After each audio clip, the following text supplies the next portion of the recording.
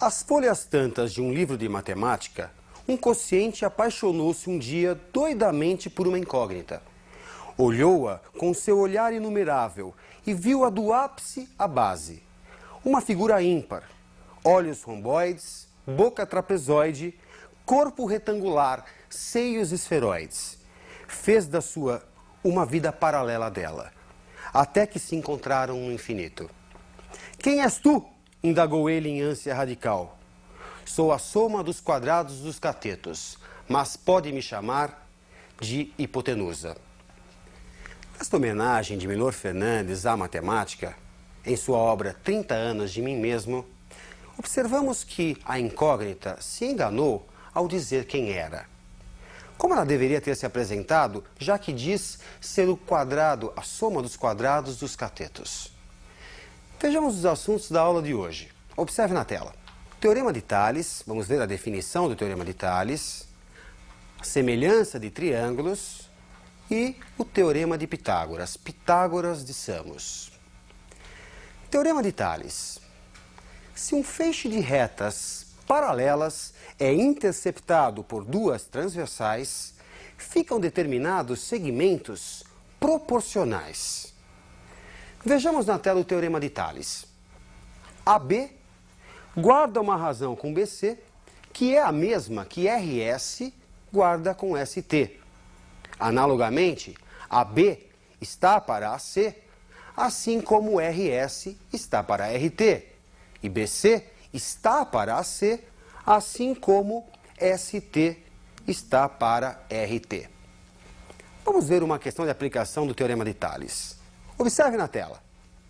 Três terrenos têm frente para a rua A e para a rua B, como mostra a figura.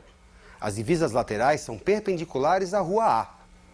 Qual a medida de frente para a rua B de cada lote, sabendo que a frente total para essa rua é 180 metros? Atribuindo letras x, y, z aos valores desconhecidos, podemos dizer, com base no Teorema de Tales, que x está para 45, na mesma razão que 180 está para 90. Observe que 90 é a soma de 45 com 25 com 20. E 180 é a soma de x com y com z. Assim, simplificando 180 com 90, 2, resulta x igual a 90 metros. Podemos dizer também que y está para 25, assim como 180 está para 90. Portanto, y igual a 50 metros. Para obter z, podemos usar o mesmo processo, montar uma proporção. Ou então, como segue? X mais y mais z. A soma dos três pedaços para com a rua B é um total de 180. Como já temos x e y, 90 e 50, somados com z também deve dar 180. Portanto, z, 180 menos o 90 e o 50. 180 menos 140, 40 metros. Uma aplicação do Teorema de Tales e que tem grande incidência nos vestibulares, o Teorema da bissetriz interna. Observe na tela o teorema. Ao traçarmos a bissetriz de um dos ângulos internos do triângulo, por exemplo, o ângulo oposto ao lado de medida A, dividimos este lado em duas partes, x e y. O Teorema da bissetriz interna, que está fundamentado no Teorema de Tales, garante que x guarda uma razão com c, assim como y com b. Vejamos uma questão de aplicação. Na figura, calcule os valores de x e y. BS é bissetriz interna do ângulo B.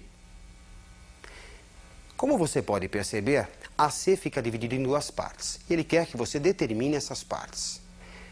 Com base no Teorema da bissetriz interna, podemos dizer que x está para 15, assim como y está para 12. E fundamentado numa propriedade lá das proporções, podemos dizer que essas razões guardam a mesma proporção que x mais y sobre 15 mais 12.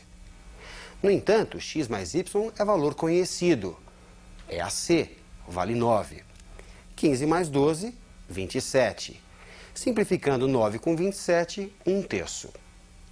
Podemos dizer então que x está para 15, assim como 1 está para 3. Daí, resulta x igual a 5. Y está para 12, assim como 1 está para 3. Resulta y igual a 4. Imagine que você adquira uma lente capaz de aumentar 10 vezes o que é observado. E lá vai o Sherlock. Observa aqui, observa ali. De repente você se depara com um objeto. Com a sua lente, percebe tratar-se de um triângulo. Se um dos ângulos internos desse triângulo mede 60 graus, como a sua lente aumenta 10 vezes, esse ângulo passará a medir 600 graus? Impossível. Quem é que fica 10 vezes maior, então? Segmentos como lado, altura, mediana. Na matemática, dizemos tratar-se de triângulos semelhantes ou proporcionais. Um é pequeno, o outro é grande. No entanto, possuem ângulos iguais e lados proporcionais. Observe na tela. Ângulos correspondentes congruentes, isto é, possuem a mesma medida. Lados correspondentes proporcionais ou semelhantes. O triângulo ABC é semelhante ao triângulo RST. Mas será que é necessário verificarmos os 6 elementos em cada triângulo para verificarmos se são ou não semelhantes? Surgem os critérios de semelhança. Observe na tela. Triângulos com lados correspondentes proporcionais são triângulos semelhantes. É o critério LLL de semelhança. Triângulos que possuem 2 lados correspondentes proporcionais e o ângulo compreendido entre eles congruente são triângulos semelhantes. É o critério LAL de semelhança. Triângulos que possuem 2 ângulos correspondentes congruentes são semelhantes. É o critério ângulo-ângulo de semelhança. É, sem dúvida, o mais comum nas questões de vestibular. Vejamos uma questão de aplicação. Observe na tela. Um obelisco de 12 metros de altura projeta, num certo momento, uma sombra de 4,8 metros de extensão. Calcule a distância máxima que uma pessoa de 1,80 m de altura poderá se afastar do centro da base do obelisco, ao longo da sombra, para, em pé, continuar totalmente na sombra. Observando o esquema para o enunciado, note que x, a incógnita, é exatamente o que a pessoa pode se deslocar a partir da base do obelisco sem sair da sombra projetada pelo mesmo. Observe que nós temos aqui 2 triângulos retângulos, um com catetos 12 e 4,8 relativo ao obelisco, e o outro 1,8 e 4,8 menos x relativo à pessoa, que tem 1,80 m. Portanto, triângulos com ângulos iguais, triângulos proporcionais ou semelhantes. Vamos montar a proporção. 12, cateto do maior, está para 1,8, cateto do menor, assim como 4,8, cateto do maior, está para 4,8 menos x. Multiplicando, temos que 8,64 é igual a 57,6 menos 12x, cuidado na distributiva, 12x igual a 48,96 e resulta um x igual a 4,08 metros. Procure se concentrar. Vamos ver uma importante aplicação de semelhança de triângulos. Observe na tela. Traçando a altura h relativa à hipotenusa, esta fica dividida em 2 partes. M, sombra ou projeção na hipotenusa do cateto de medida B, e N, sombra ou projeção na hipotenusa do cateto de medida C. Como se pode facilmente observar, surgem 2 triângulos semelhantes ao triângulo original, pois possuem os mesmos ângulos que o primeiro. Da semelhança entre o triângulo da esquerda e o original, obtemos que B está para A, assim como M está para B. Concluímos, portanto, que B² é igual a A vezes M, ou seja, a medida do cateto ao quadrado é igual ao produto da hipotenusa pela projeção deste cateto sobre a hipotenusa. Essa relação é conhecida como relação de Euclides.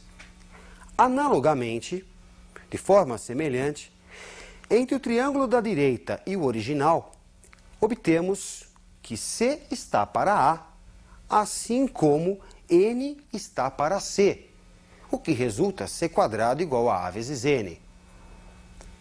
Somando membro a membro as relações de Euclides, temos que B² mais C² é igual a AM mais AN, equivalente a B² mais C² igual a AM mais N, se colocarmos o A em evidência. Se você observar a figura, M mais N, soma das projeções, é A. Portanto, B² mais C² é igual a A ao quadrado. Resulta, portanto, que a hipotenusa ao quadrado é igual à soma dos quadrados dos catetos. Usando semelhança de triângulos, foi possível provarmos esse teorema tão famoso da geometria, o Teorema de Pitágoras. Pitágoras de Samos. Este geômetra grego que viveu em torno de 540 a.C. na cidade de Samos e que fundou uma escola, a Escola Pitagórica. Para fazer parte dessa escola, você tinha que abrir mão de todas as suas riquezas e se tornar vegetariano, você acredita? No texto inicial de Milor Fernandes, em que a incógnita se enganou, dizendo que sou a soma dos quadrados dos catetos, mas pode me chamar de hipotenusa, com base no Teorema de Pitágoras, como ficaria esta resposta? Bons estudos e até a nossa próxima aula.